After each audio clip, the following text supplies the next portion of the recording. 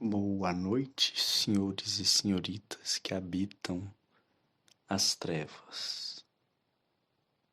Hoje, excepcionalmente, vou quebrar a regra do podcast e explicar um assunto sério. Eu sei que eu já quebrei essa regra do podcast 2 vezes, eu acho, e vou quebrar mais uma vez, contando para vocês o que eu sei sobre a história e algumas concepções, ainda que básicas, sobre o satanismo. Então é com esse tema, com esse embalo, que eu quero que você durma, com a graça e o abraço do nosso Senhor Satanás. A gente vai aprender que para o satanismo isso não é algo negativo ou que sequer exista para o próprio satanista. Então,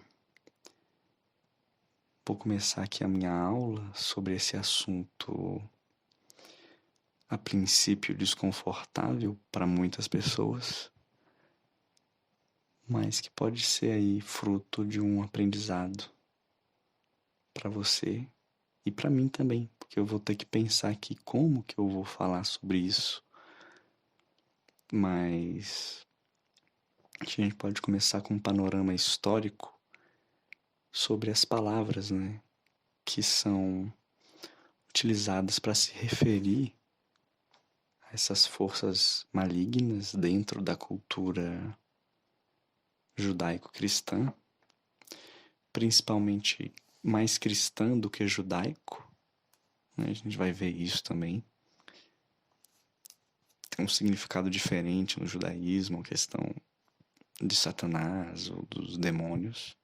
Então vamos começar com essa parte mais da nomenclatura. Primeiro, a gente tem que perceber uma coisa, e é um sentido muito importante. O satanismo como uma doutrina ou um modo de vida, um estilo de vida que as pessoas usam para se identificar e, e se expressar é algo extremamente recente na história, né, no geral, mesmo na própria história do cristianismo. A gente vai remontar o uso da palavra nesse sentido, a pessoa se identificar como satanista, criar valores, né, locais de reunião entre satanistas na década de 60. Vai me faltar precisar agora qual ano, mas vai ser entre 1965 e 67 que vai ser criada, né, aí a primeira igreja satanista, por, se eu não me engano, né? Tudo que eu tô falando, gente, vale a pena confirmar, tá? Não acreditem, assim, cegamente no que eu tô falando, porque eu não fiz uma grande pesquisa para falar isso, eu já estudei sobre isso, mas eu tô aqui sentado para dormir. Hoje eu tô sentado, daqui a pouco eu vou deitar. Então, não, não se, não se baseiem apenas no que eu tô falando. Busque confirmar depois se você tivesse curiosidade, as informações. Então, ali, década de 60, né? Segunda metade de 60, fundação da igreja satânica de Lavey, Anton Lavey, aí que era um jornalista, um fotógrafo, trabalhou, é uma pessoa que teve vários trabalhos nos Estados Unidos, um estudioso do ocultismo, que sistematizou pela primeira vez uma doutrina satânica, né? Um modo de vida. Não é uma... Veja que eu não falo religião, porque o satanismo não é uma religião, é uma doutrina, é um modo de vida. E tudo isso vai ficar mais claro ao longo da minha explicação, que vai ser um pouco longa hoje, né? Esse podcast vai ser, se prepare para um podcast longo. Então, o satanismo é um fenômeno recente do ponto de vista da, das pessoas se identificarem com essa proposta, buscarem essa proposta e formularem essa proposta de maneira autônoma e consciente. Mas primeiro, então, vamos sair disso e vamos para as nomenclaturas, né? Porque se é recente as pessoas se identificarem de maneira autônoma com essa doutrina, com esse modo de vida, o satanismo foi atribuído para as pessoas, né? Então, uma pessoa dizer que outra é satânica como um xingamento, como uma forma de discriminação, isso já sim há um tempo que remonta um passado mais distante na história do cristianismo. Ali, em especial, período que vai na formulação e desenvolvimento do cristianismo na Europa, principalmente no início da Idade Média, ou um pouco antes da Idade Média. Os barulhos que houveram aqui é só o pessoal da minha casa abrindo o portão e fechando o portão. Barulhos estranhos. Mas vamos para as nomenclaturas agora. De onde vem o radical, a etimologia das palavras utilizadas para se referir a essas entidades malignas? Essa é a nossa questão de agora. Então, observando primeiro a que eu acho ser a mais antiga, talvez, é a palavra daemon, que vai dar origem ao que a gente chama de demônio hoje, né? Então, daemon, demônio, vem da palavra grega daimon, que no grego, ao longo da história ali da Grécia, vai ter diversos significados, não são significados muito distantes um dos outros, mas são significados diferentes dependendo do momento histórico e do contexto em que essa palavra vai ser colocada ali dentro da Grécia. Em primeiro lugar, daimon é uma palavra que que se refere a espírito. Que espírito? Qualquer espírito, não necessariamente um espírito maligno, como a palavra demônio vai remeter na cultura cristã. Então, o daimon no grego é simplesmente o espírito. Esse espírito ele pode fazer algo ruim ou fazer algo que não é ruim, né? Em algum momento, o daimon também vai ser utilizado ali dependendo do contexto, na Grécia, como o verdadeiro espírito que habita dentro de cada indivíduo. O verdadeiro espírito no sentido da potencialidade. Então, você é uma pessoa, né? Você tem suas potencialidades de coisas que você pode fazer, habilidades, competências que você pode desenvolver. Atingir o daimon é atingir a profundeza dessa habilidade, dessa sua potencialidade, não é? Então, se você toca um instrumento, né? Quando você atinge, então, atingir o daimon no grego, aí tocando o instrumento é você aprender a manusear e a executar de maneira inacreditável, né? Quase esse instrumento. Você atinge esse ponto de quase perfeição daquela habilidade. É daí que vem também um pouco dessa ideia de que a pessoa que faz muito bem algo, ela, de uma maneira incrivelmente bem, ela fez um pacto com o demônio, depois vai ser ressignificado dessa maneira. Mas que vem aí dessa noção que existia na Grécia, né? Do daimon, como esse espírito interno de si, que habita em si, que revela e guarda sua potencialidade máxima para se fazer alguma coisa. Mas isso é um significado muito específico. O significado mais comum é de daimon como espírito, né? Uma emulação de algo que já foi vivo um dia em carne e osso. Pois bem, indo agora para outros nomes, né, temos o mais famoso, e que vai dar um nome aí ao satanismo, que é Satanás.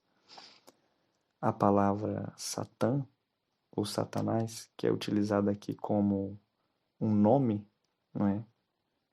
Um vocativo, ela não existe como tal antes da cristianização da, da noção original da palavra, dessa palavra, que é um substantivo. Um substantivo? Calma aí, deixa eu pensar. Não, acho que é um adjetivo, né? Uma característica de... Calma aí, eu não sei mais o que é o que eu tô com sono. Mas enfim, o que importa é que a palavra Satã, ela vem... Eu não sei de qual língua agora também, mas creio ser de algo, uma língua raiz ou perto do árabe, de algo ali da região, esse tronco ali linguístico árabe. Vou tomar um chá aqui, que é Shaitan, Shaitan, que significa acusador, acusa, acusado, ou aquele que acusa, né? Então é isso que significa a palavra Shaitan, que vai virar aqui para nós, ocidentais, Satã.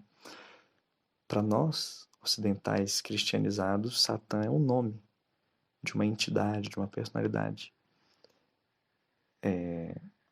Mas o seu sentido original é aquele que... Shaitan é aquele que acusa, né? É uma ação. Enfim. Então, até o desenvolvimento do judaísmo, essa palavra, Shaitan, ela vai aparecer sim dentro da formulação dessa religião, mas ela aparece como, não como um nome, mas como essa ação acusatória, né? É um verbo, então, né? É isso. É um verbo. É o verbo de acusar, aquele que acusa, né? Eu acuso. Então, é uma palavra comum dentro do vocabulário daquela época. A gente tem que lembrar que no judaísmo o livro sagrado é a Torá. A Torá que vai dar origem, posteriormente, ao Antigo Testamento cristão. Claro, ali com muitas modificações, com retirada de um material bastante significativo da Torá, mas que vai dar origem ao Antigo Testamento. Por isso que a palavra Shaitan, ou Satã, vai aparecer ali no Antigo Testamento algumas vezes, mas com um sentido já modificado, de nome, o nome de uma entidade, de alguma coisa. Então, quando a gente pega ali dentro do judaísmo, como essa palavra vai ser utilizada e o seu sentido, ela muitas vezes vai aparecer como esse verbo, com uma palavra para se referir, uma pessoa se referir a outra, né? Então, fulaninho acusou o outro, fulaninho shaitan o outro, né? Simplesmente ali na estrutura da frase. Mas já é dentro do judaísmo que essa palavra ela também vai ser utilizada para se referir a uma entidade, que seriam entidades espectrais, vamos colocar assim, que auxiliariam Javé, né, o Deus, o nome que é dado dentro do judaísmo para a ideia de Deus, do Deus único, Yahvé. E Yahvé, então, Deus, ele tem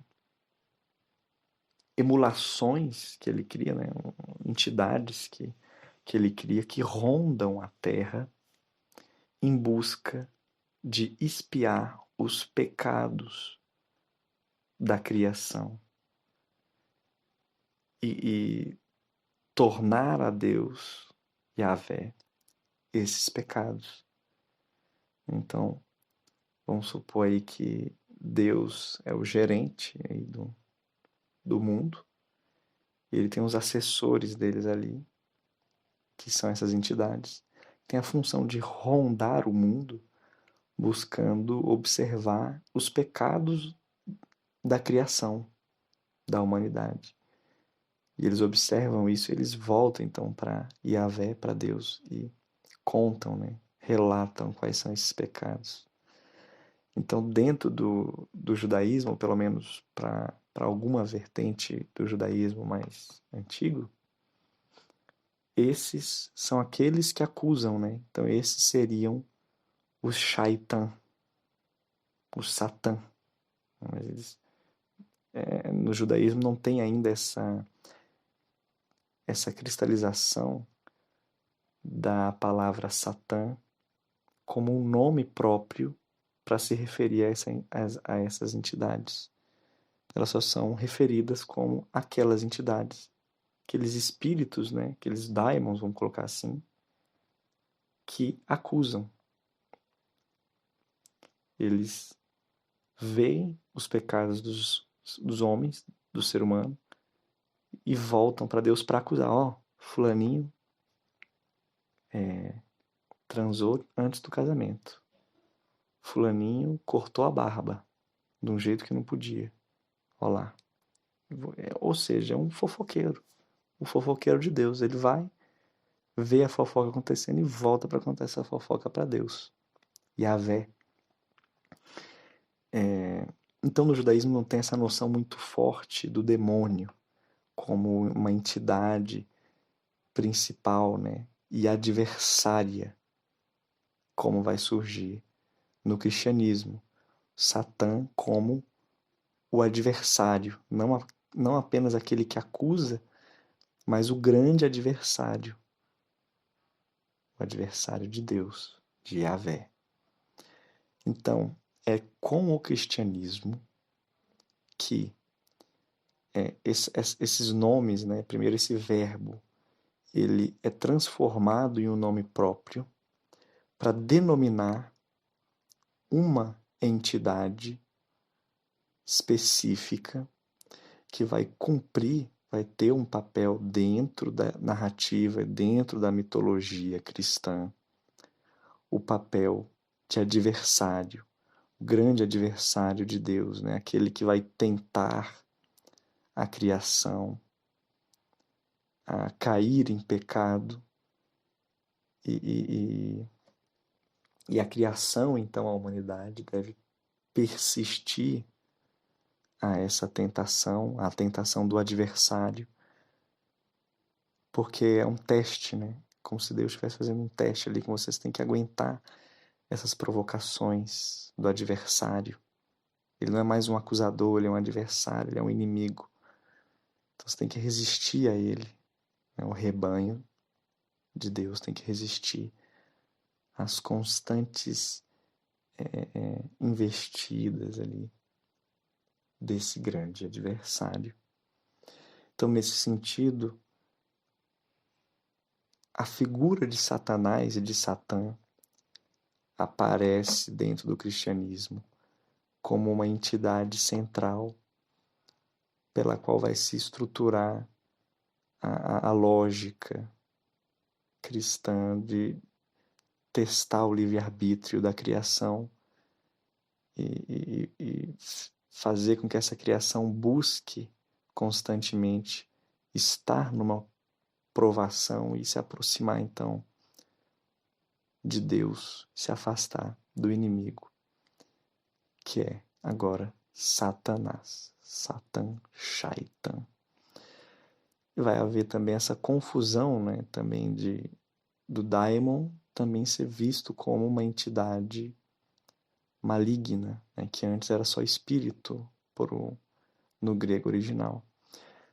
E aí entramos talvez numa das características que, na minha opinião, na minha análise, é uma das características principais da estrutura de pensamento, como diria Nietzsche, cristã, que é a demonização de todo e qualquer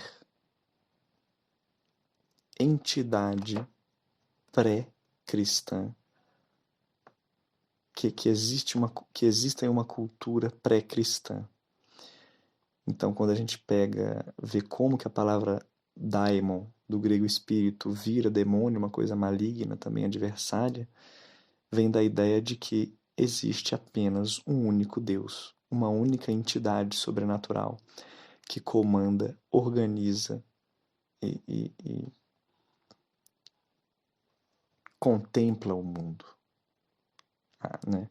Então, qualquer outra entidade que exista nesse mundo, que venha a existir, não é Deus. Não sendo Deus, que concentra ali como característica apenas a bondade, a luz, o perdão e a piedade, e essa é outra característica que eu acho muito interessante do cristianismo, do judaísmo também, e do islamismo, né, que são as grandes religiões aí do livro, que é criar um Deus que é 100% bom, cujas características não são contraditórias entre si, porque é mais comum você ver uma divindade em outras religiões ou espiritualidades que são mais contraditórias. E quando eu falo contraditório, eu não quero usar essa palavra no sentido negativo dela, mas contraditórias no sentido em que elas oferecem possibilidades de ação que podem ser vistas para o ser humano tanto de uma maneira positiva quanto de uma maneira negativa, fazendo ou bem ou mal para o ser humano. Mas não porque esse Deus ele é maligno, mas porque a organizar o mundo às vezes demanda de que certo mal seja feito a uma pessoa em especial ou a um grupo de pessoas para que a ordem cósmica seja mantida em funcionamento. Então, o cristianismo tem essa característica de ter um Deus 100% bom. Todas as suas características são características positivadas. Então, se só existe um Deus e esse Deus é 100% bom em suas ações, ele não faz nada de ruim, vamos colocar assim, por sua vontade, a criação, tudo então que é mal e provoca algum tipo de mal, ela não é Deus, é adversária a Deus, adversária à natureza benévola da divindade de Yahvé. Logo, então ela vai ser demonizada. E também, como só existe um Deus, então qualquer outra cultura que diga que cultua outro Deus que não Yahvé, bem, essa entidade é uma entidade falsa, uma entidade maligna. Então entra nessa característica da demonização do cristianismo. Todos os demônios aí que você vai ter na Bíblia, por exemplo, são nada mais, nada menos, isso é bem sabido pela maioria, né, das pessoas que estão escutando o podcast, divindades de outras religiões. Se a gente olhar para demônios como Moloch ou Baal, Lilith, a gente vai perceber ali que são entidades, espíritos, divindades cultuadas por religiões pré-cristãs, mas que para o cristianismo vão ser vistas como demônios, satanzinhos, né? A própria ideia dos demônios de Salomão, né? Tem a história ali dos 72 demônios de Salomão. Diz um pouco sobre isso, né? Quando se faz esse registro, né, dos demônios de Salomão, o demônio aqui seria no sentido da palavra original, o espírito, né? Que Salomão, 72 espíritos que Salomão com sua sabedoria, passou a dominar, para construir ali o império dele, né, o castelo, é uma coisa assim, tem uma historinha assim que ele aprende a magia de dominar os demônios, né, para que eles construíssem ali o seu império, seu castelo e tudo mais. Que obviamente no cristianismo esses demônios vão ser vistos dessa ótica negativa, mas se a gente olhar do ponto de vista mais original da palavra demônio, daemon, são apenas ali espíritos que Salomão vai controlar a seu bel prazer a partir do conhecimento das artes místicas espirituais que ele vai ter sobre essas entidades aí sobrenaturais. Então, tem essa característica aí do cristianismo muito forte, da demonização, tornar tudo que não é Deus o que é Javé, essas outras entidades, outros espíritos e divindades e semidivindades em demônios. São todos adversários de Deus, porque existe apenas um único Deus. Bem, já falei demais isso, eu não vou me repetir mais nesse ponto. Vou pensar agora para que ponto que eu vou agora.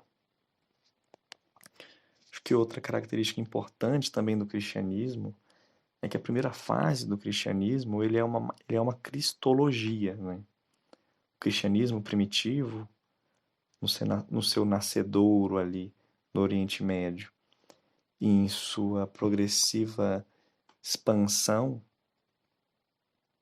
no Império Romano, vai ser muito focada na figura de Jesus Cristo, né?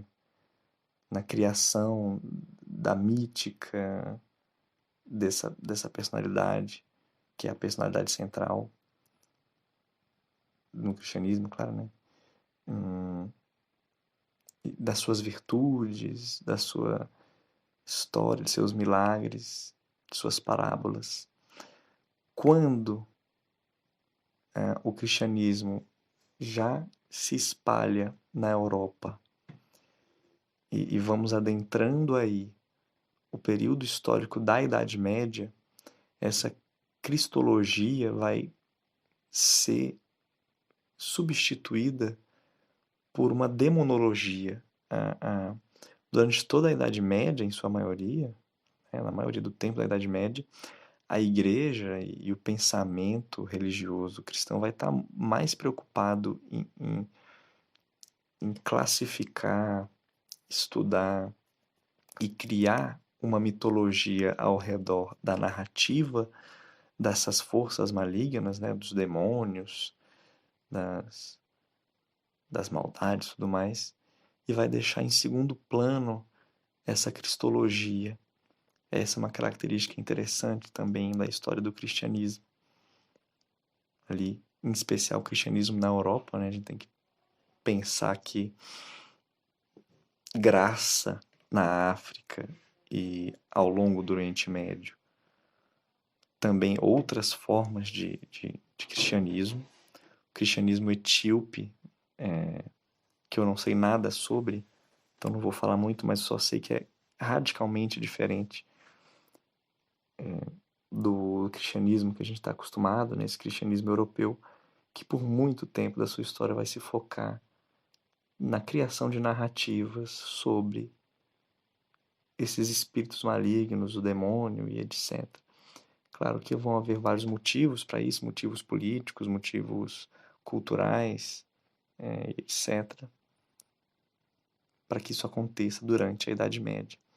Então é durante a Idade Média que, de maneira mais contumaz, a palavra e a acusação de satanismo, da prática do satanismo, da heresia e do culto a Satã, vai se plasmar no imaginário cristão. Então, perceba que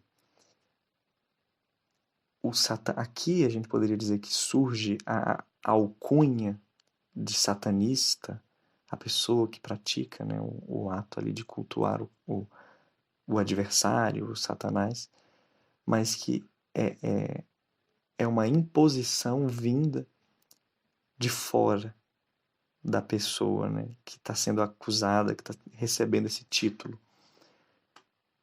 Ela não se concebe como satanista. É a igreja e a sociedade que, ao olhar para determinadas práticas desviantes do que se espera que um cristão faça ou que uma pessoa que não é cristã está fazendo ali, vai ser atribuída a ela essa alcunha de satanista, de satanismo. Então, muitas vezes ali a gente vai ter em zonas da Europa já cristianizadas, mas são zonas que foram cristianizadas, tinham uma cultura anterior, tinham divindades ali anteriores, e ela sofreu vamos supor que essa região sofreu um processo de cristianização. Então as pessoas lá cultuam agora a Yahvé, a Deus, né, a Bíblia e a Santa Igreja Católica. Mas as suas tradições anteriores a essa cristianização, elas continuam ali. Muitas pessoas continuam, então, fazendo pequenos rituais para outras entidades ou adaptando esses rituais junto ao cristianismo, e isso muitas vezes vai ser visto como um desvio da doutrina central católica cristã.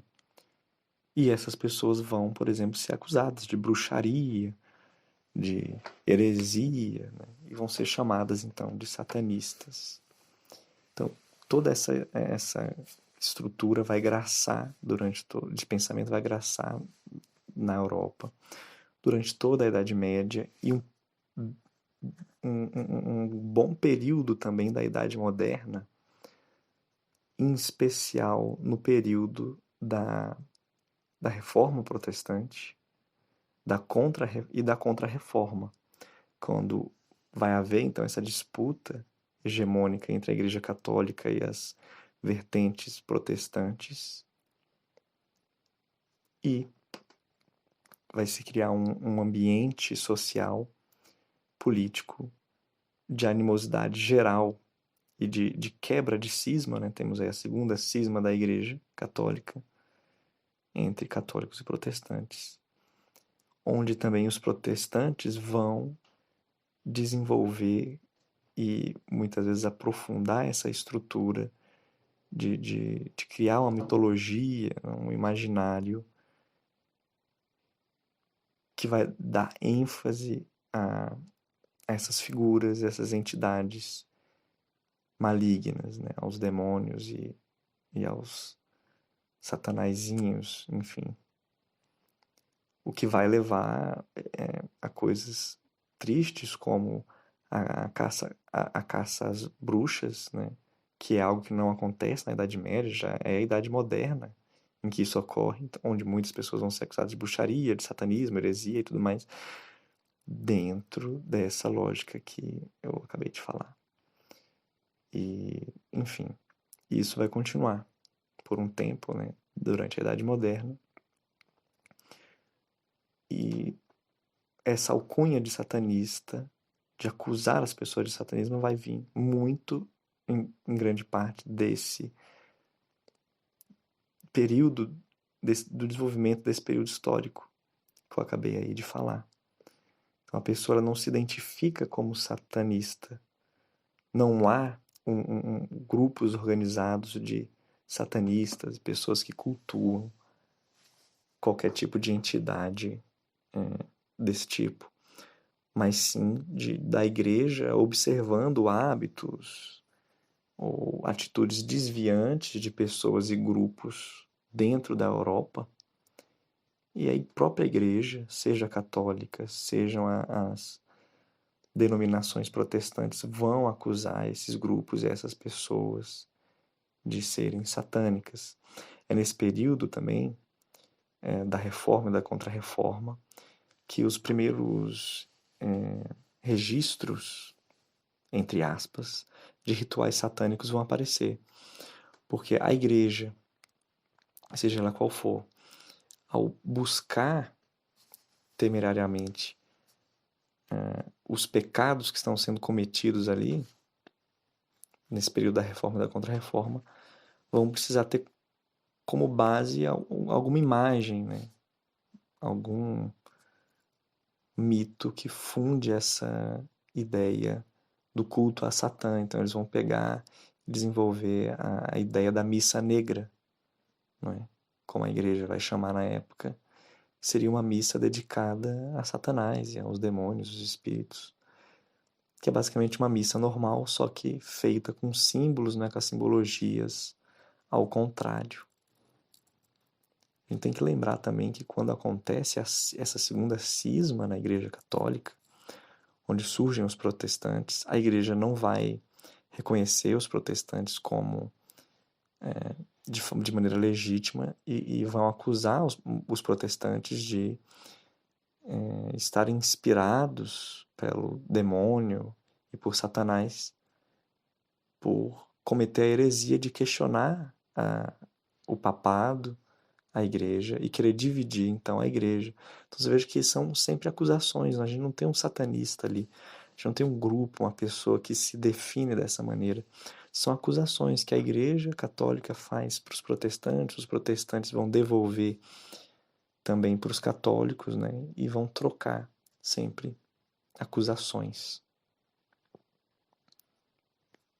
Bem, estou pensando aqui o que eu vou falar agora, porque já tem 30 minutos de podcast praticamente. E mais de 30, né? Olhando aqui. E onde é que a gente vai chegar agora? Agora a gente tem que chegar ainda na Idade Moderna com o desenvolvimento aí dos Hellfire Clubs, os clubes do fogo do inferno.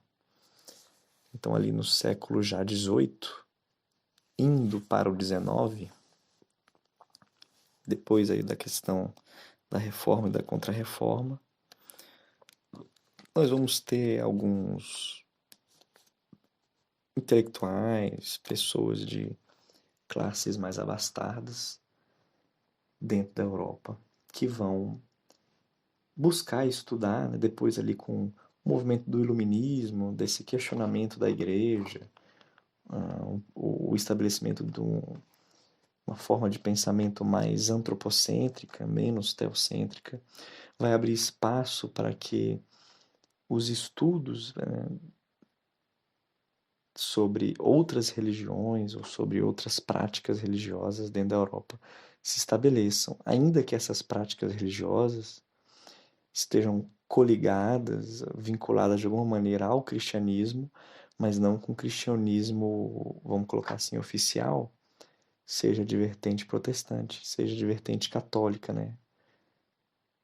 Então, algumas pessoas vão fugir um pouco ao cânone imposto pelas igrejas na Europa nesses séculos aí 18, 19, e vão buscar realizar outros estudos, principalmente em livros e conhecimentos vindos do Oriente, ou misturando o cristianismo com as tradições pré-cristãs que existiam naquelas localidades, como por exemplo na Alemanha, na França, na Inglaterra, com suas culturas ali populares e locais.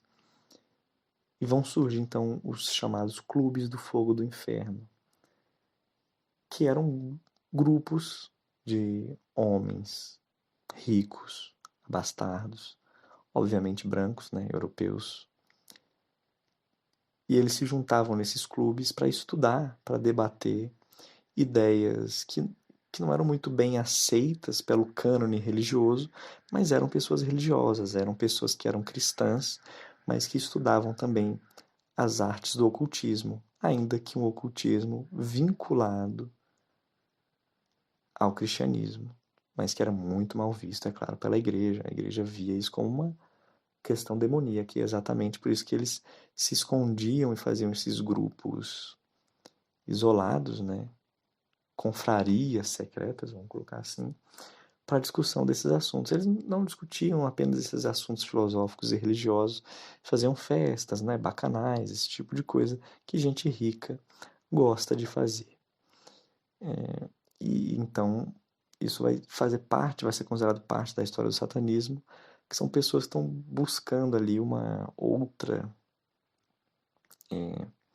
perspectiva de interpretação religiosa acerca do cristianismo.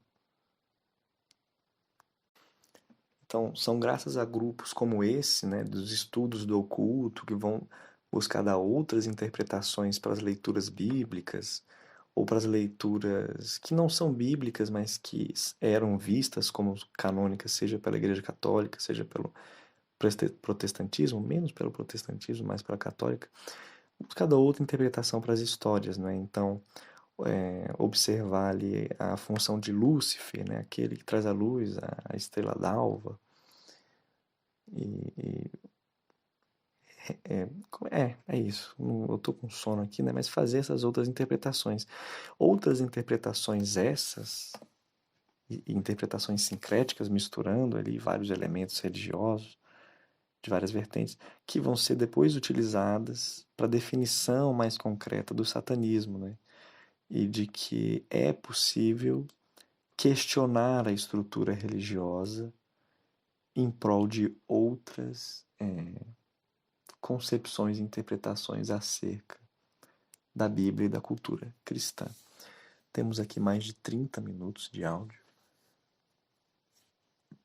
O podcast, talvez, eu não cheguei aqui, tô chegando, eu acho que eu falei 2/3 do que eu queria, então falta 1/3 ainda. É muito tempo. E eu vou parar por aqui. Eu acho que eu vou, não sei se eu paro por aqui e lanço esse podcast como um episódio, ou se eu só paro por aqui e gravo outro dia o resto e lanço tudo como um grande episódio, um grande podcast aí de mais de 1 hora que vai dar.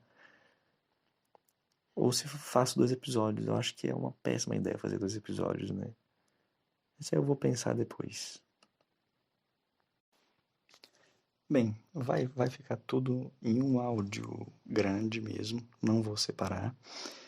Estou gravando isso no outro dia, né? Então vai aparecer para você como um único grande áudio, mas eu gravei isso em 2 dias porque sim, porque eu quis.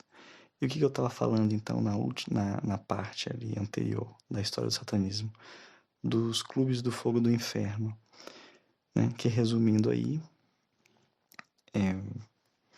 eram clubes de pessoas ricas, abastadas, intelectuais, pessoas ali que eram sim cristãs, mas que não se conformavam com todas as regras, em seguir à risca os ideais pregados pela igreja, né? Então eram livre pensadores, vamos colocar assim, sobre a questão religiosa.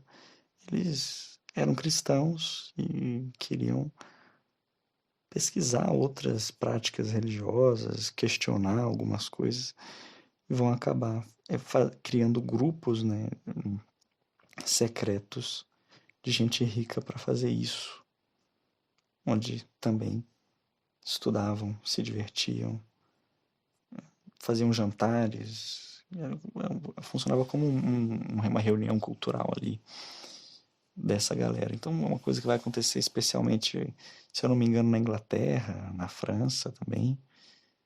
Essas formações desses grupos vão ter sim uma certa importância na história do satanismo por trazer, né, essa índole de questionamento, né, da, de não conformação com as regras canônicas da instituição religiosa e buscar, então, no estudo do oculto, uma certa complementação para as visões espirituais, religiosas desse povo. Pois bem, isso no século XIX. No século XX, início do século XX, a gente vai continuar aí com o cristianismo graçando, né, em todo o mundo, o processo de colonização vai se espalhando, tudo mais, todo mundo conhece. E na década de 60, nos Estados Unidos, vai surgir os primeiros grupos de satanistas, né? Satanistas modernos, contemporâneos, vamos colocar assim. Vai surgir, então, ali na segunda metade da década de 70, a Igreja de Satã, do senhor Anton LaVey. E aí vai começar também o movimento satanista. Vejam que ele começa na década, que ele se encontra ali na década de 60, que é um período, em especial nos Estados Unidos, do crescimento dos movimentos de contracultura, de questionamento das autoridades, questionamento dos valores até então vistos como tradicionais. Veja que na década de 60 que a gente vai ter o movimento hippie se espalhando também. Claro que com uma proposta completamente diferente do satanismo, como eu vou explicar daqui a pouco, mas que vão surgir. É uma forma de protesto contra a sociedade e seus valores. E o satanismo e a igreja de Lavey não terá uma perspectiva diferente nesse sentido de marcar o seu protesto em relação à sociedade cristã hegemônica, né? E as regras sociais impostas ali. Então vai estar nesse caldo do movimento contracultural da década de 60, em especial. E bem, aí sim, apenas na década de 60 do século XX, que a gente vai ter a estruturação de uma doutrina, de um modo de vida satanista. E no que se baseia essa ideia do satanismo? Se baseia na ideia de utilizar os símbolos cristãos como armas de crítica ao próprio cristianismo. Né? Então, de ressignificar certos símbolos, não de cultuá-los de maneira literal, né? Mas de usar essas entidades que são citadas na Bíblia, como os daimons, os satanás, o Lúcifer, se bem que Lúcifer não é citado na Bíblia, né? São em outros textos que vão ser considerados canônicos ali, pela Igreja Católica em especial.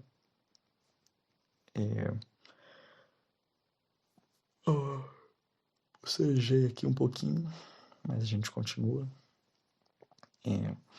Ressignificar, então, essas entidades, trazer para elas uma positivização. Então, por exemplo, se a gente pegar a figura de Lúcifer, a estrela d'alva aí, né?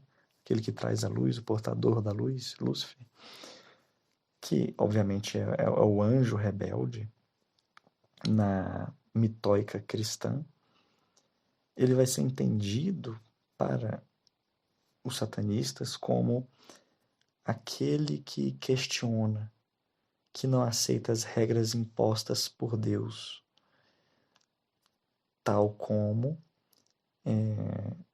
a sociedade na década de 60, em seu movimento contracultural, não vai aceitar aquela cultura que era imposta, tradicional, à sociedade estadunidense, né? Europeia, estadunidense, e vai buscar questionar esses modelos, esses modos de vida, e etc. Então Lúcifer vai aparecer então como questionador, não como o inimigo de Deus, mas como aquele que traz a luz, que traz o conhecimento, que traz a liberdade. Que liberdade? A liberdade de questionar a autoridade, mesmo que essa autoridade seja Deus. E Deus, é claro, que está representando as tradições, os valores arcaicos da sociedade ocidental, judaico-cristã. Então é nesse sentido que os satanistas vão cultuar, entre aspas, né, a imagem de Lúcifer. E é um culto realmente da imagem enquanto símbolo. Nenhum satanista, de fato, vai acreditar na existência concreta, material ou espiritual de Lúcifer como um demônio, ou seja lá o que for. mas sim utilizá-lo como um símbolo daquele que questiona o modelo a ser seguido. Tal como Lúcifer questiona, eu questiono, e é ao questionar que eu exerço a liberdade, a minha liberdade, onde eu garanto o exercício da minha liberdade. Então, é mais nesse sentido que, pelo menos uma parte do satanismo, uma parte importante da ideologia satanista vai se estabelecer. Então, veja que não é uma religião, porque não se cultua a algum deus no satanismo. Se cultua, entre aspas, né? Se utiliza certas imagéticas do próprio cristianismo de forma ressignificada para criar um estilo de vida questionador, um estilo de vida daqueles que são excluídos, não é, pelo cristianismo. A gente tem que lembrar daquela estrutura básica do cristianismo, que é a demonização. Tudo aquilo que não é cristão, falando de maneira grosseira, né, os modos de vida, as espiritualidades, ideologias que não são cristãs são automaticamente classificadas do lado inimigo, do espectro inimigo. O inimigo a gente sabe que é Shaitan, é Satanás e tudo mais.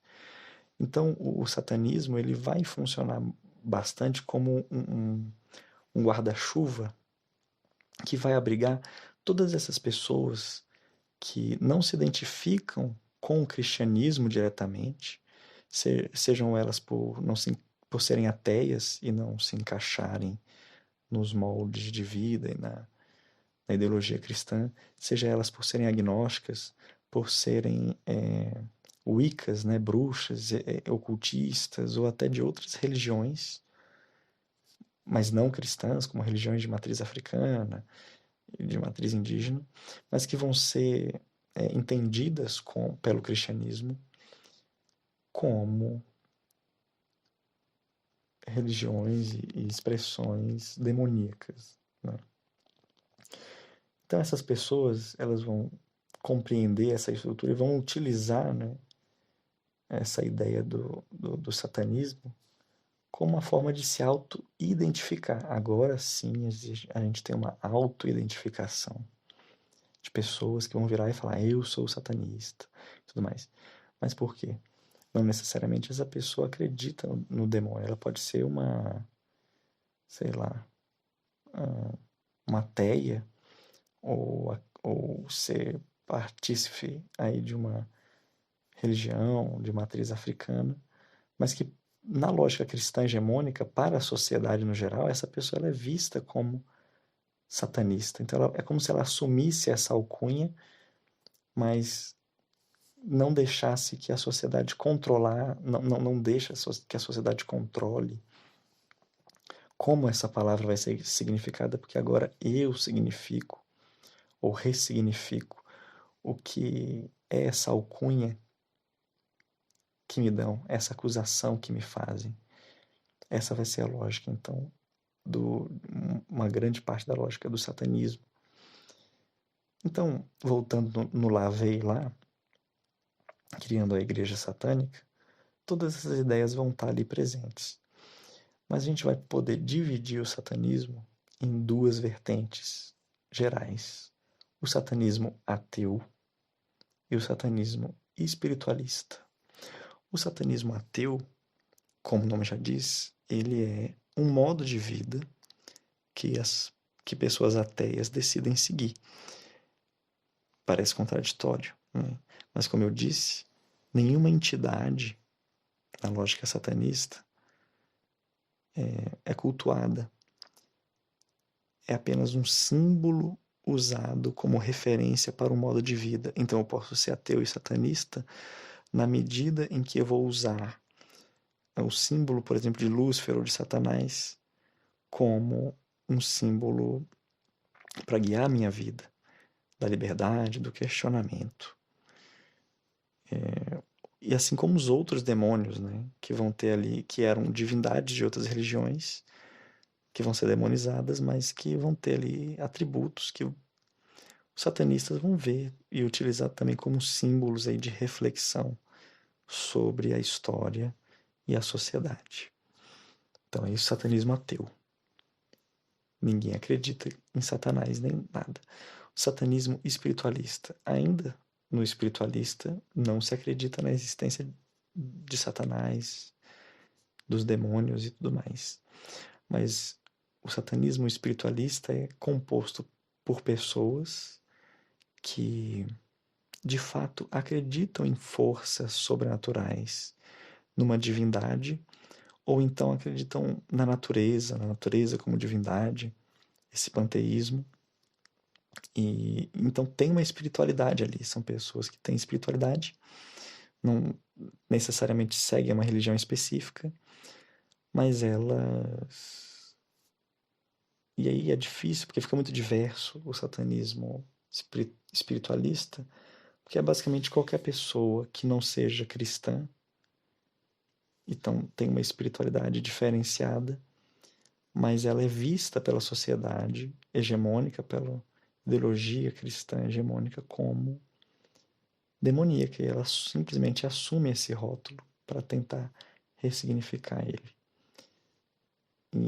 Mas sem acreditar de fato na existência do demônio, na existência de Lúcifer, na existência de Satanás. Muitas vezes uma pessoa que é panteísta, ela acredita que a natureza é a divindade, ela pode, através de rituais, de ritos e rituais, manipular a própria natureza para o seu usufruto, né? Que é um pouco da ideia da bruxaria. E que a pessoa pode, então, muitas vezes se identificar como satânica também, como parte desse movimento que vai questionar a hegemonia, sendo que o próprio questionamento da hegemonia cristã dessa pessoa é fazer parte, ser praticante de uma outra espiritualidade que é considerada pelo cristianismo como satânica. Eu tô meio com sono, eu já tô falando rápido aqui, gravei 15 minutos de áudio e falei muito rápido, falei coisas repetidas, tô dando voltas, né? Mas eu acho que já deu para entender qual que é a ideia do satanismo. E assim o satanismo vai se desenvolver ao longo da década de 70, ao longo da década de 80, principalmente, quando a gente vai ter o surto, né, do pânico satânico, que é muito estudado aí na psicologia, como um fenômeno, né, na psicologia social, na sociologia, na antropologia, como um exemplo de surto coletivo, né, em que nos Estados Unidos, na Inglaterra principalmente, na década de 80, você vai ter um surto de pessoas falando, acusando outras de satanismo, de que existem grupos que estão sacrificando crianças, sacrificando isso, tudo mais. Mas nada passa de um surto coletivo. Todas as pesquisas hoje mostram isso, inclusive usa o pânico satânico como estudo de caso, de pânico coletivo mesmo, né? Que eu vou usar uma palavra errada agora, mas que as pessoas usam muito, que é a histeria coletiva, né? Essa palavra histeria é complicada aí de ser usada, porque ela remete um pouco a um conceito freudiano, meio machista, né? Mas enfim, eu estou usando essa palavra só porque as pessoas usam muito, né? Então, o pânico satânico vai ser visto, hoje é bem estudado, como um caso de, enfim, do que, entre aspas, as pessoas comumente chamam de histeria coletiva, né? De delírio coletivo, né? Melhor a palavra delírio, onde vai ter um pânico moral, um surto moral, onde as pessoas vão começar a acusar outras pessoas de práticas que não existiram, que nunca existiram. Tanto que na própria época, década de 80, o FBI, a CIA e o MI6, que é o serviço secreto da Inglaterra, ou pelo menos um dos serviços secretos da Inglaterra, fizeram prolíficos e prolongados estudos sobre essas acusações, denúncias que eles recebiam na década de 80 e nenhuma se provou verídica, nenhuma aguentou 5 minutos de porrada com os fatos da realidade. Nenhuma. Mas foi um momento em que houve uma grande expansão dessa ideologia satanista, né?